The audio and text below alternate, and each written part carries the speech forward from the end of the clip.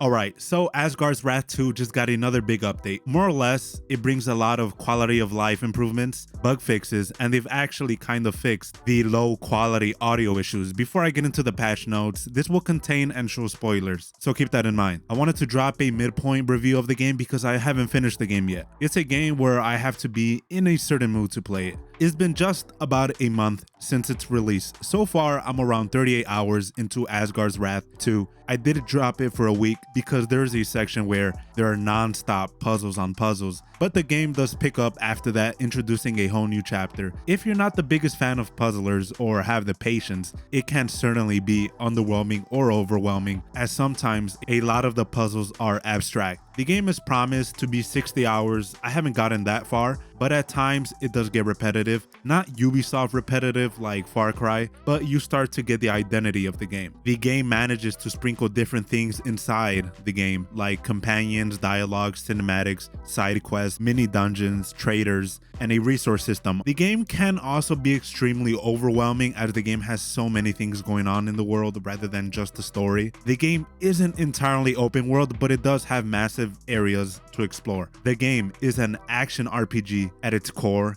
You will spend hours learning and getting the hang of its gameplay mechanics. Considering the game is free with a purchase of a Quest 3, if this is one of your first rodeos on Quest 3, this is one of the best VR titles to be released. It's not my favorite title, I'm more of a first-person shooter kind of guy, but objectively speaking, nothing comes close to Asgard's Wrath 2. With a release like Assassin's Creed VR Nexus, a title many people, and even me, were waiting for years to come to VR and on Quest, Asgard's Wrath 2 overshadows that game completely for me. The only difference really is the strength of an IP like Assassin's Creed is much stronger than a VR IP like Asgard's Wrath. This is also the first wave of games developed by Oculus Studios, in promise by Meta and its team to bring those AAA experiences in standalone VR. What I would also want for the future is bringing a PCVR version of this game because this game is extraordinary in every way. The art design and set pieces in the world really make it feel like you're in said setting in Egypt. As good as the standalone version is, this game would be a graphical masterpiece if it was given a chance on PCVR. Let me stop with the rambling and get into the patch notes for 1.2.1 because boy, they are long. First posted on the Oculus subreddit by user Oculus M. Doran. He's a very active user on Reddit. He has ties to Meta. He broke the news of Medal of Honor Above and Beyond coming to Quest in a time where Quest VR content was really lacking, and it showed that AAA quality titles could be created on a mobile headset. So within the first part of the post, Sanzaru Games has been hard at work. When you update the game, it basically has to reinstall the entire game every time. That gets annoying because particularly with meta servers being slow and installing the game on Quest, it's not the fastest. They do mention fixing this on later updates. Then requested features like multiple saves and Quest 3 high-resolution textures aren't here yet, but they are hard at work at bringing those updates as quickly as possible. This update is focused on bringing new features, bug fixes, fixing quality of life issues, and improvements to the stability of the game. By far, the biggest improvement, and yes, Sanzaru Games is taking user feedback very seriously as they have improved and increased the audio sample rate on Quest 3. I did record a similar area. Hopefully it translates well, or even somewhat, since YouTube does butcher the sound quality of videos and they aren't one-to-one to the original source. So let's do a quick audio comparison. Come out, little mouse. I'm not the one who's hiding. You hid in the ruins. You scurried away at the bridge. Do not speak to me of courage. Enough games. There's nothing you can take from me. How right you are. I can take no more of you. Come out, little mouse. I'm not the one who's hiding. You hid in the ruins. You scurried away at the bridge. Do not speak to me of courage. Enough games. There's nothing you can take from me. How right you are. I can take no more of you.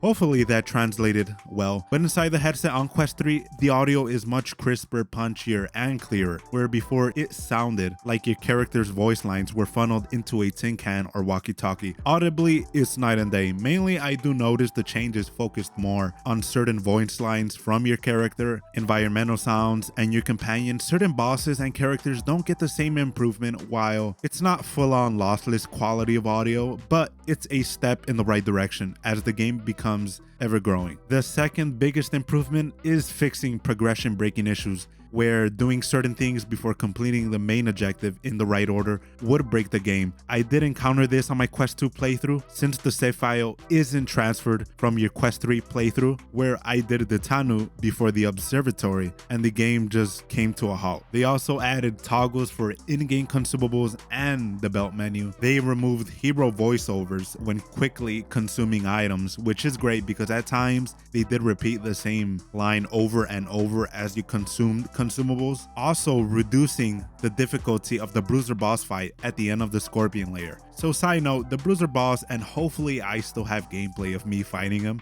he is by far the hardest boss you will fight in the game. And with the difficulty settings in the game, I play in the hardest difficulty. A challenge is well welcome, but hours deep into the game and going through multiple bosses, he is the hardest enemy boss type you will encounter at the start of the game. I died 2 times, and on my 3rd try I had to kick on the gears and I finally beat him. Thankfully, even the devs acknowledge that the Bruiser boss is a pretty hard boss, and parrying him isn't particularly easy as you're just learning the ropes of the game. They've also brought performance improvements for certain actions you do in the game. As on Quest 3, I run the game on both a higher resolution and at 90 Hz. Certain actions bring the game to a halt or drastically lower the frame rate. Explosions on body parts, firing hard projectiles, and Heavenly Havoc get improved performance-wise. Heavenly Havoc is where you have to learn the skill on the skill tree to yeet your pickaxe and sling it with your sword from the ground to the air, and it deals a massive amount of damage. That's how I mainly beat the Bruiser boss, and this heroic ability really takes performance, especially if you're recording,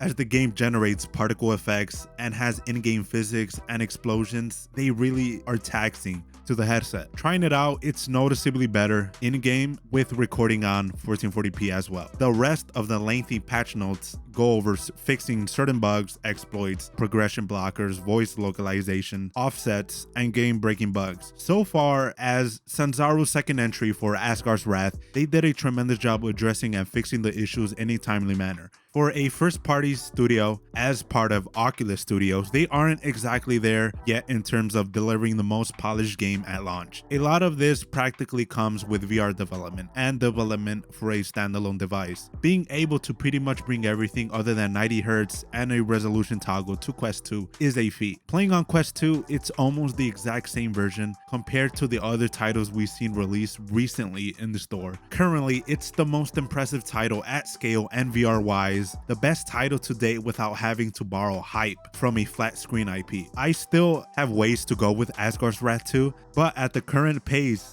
it outdoes everyone, including an exclusive first-party centric platform like PlayStation, without relying on breathtaking graphics. Hopefully, in due time, we do get a PCVR version, let it be an Oculus app exclusive, cloud gaming exclusive, or whatever. This game deserves a PCVR version, as the work the team did to build the world is breathtaking. If you want to check the patch notes, I will leave a link to it in the description. Lastly, things that would be good to see in further updates would be a better animal and enemy respawn system, as currently if you use your mount or go through dungeons, they appear right in front of your face. Lore-wise, they make sense with rifts and portals, but it doesn't make the world come alive, whether that's wildlife roaming around or enemy patrols in certain areas of dungeons or camps. It would be cool to see them have their own thing going on other than just spawning and attacking. And yeah, that's pretty much it from the updates and impressions of the game with the hours that I have logged in so far. Asgard's Wrath 2 is a must-buy, not perfect at all, rough around certain edges, but it's by far the closest thing we have to an actual game in VR that has systems on systems frames with overlap and combinations to play how you want at your own pace. I did this video mainly as one of my issues with the game being scuffed audio was particularly fixed without increasing the size of the game, but changing the sample rate on Quest 3 at least, and its other performance and stability fixes are well welcomed. Next video on the Asgard's Wrath 2 for me will be when it gets the Quest 3 high resolution textures drop.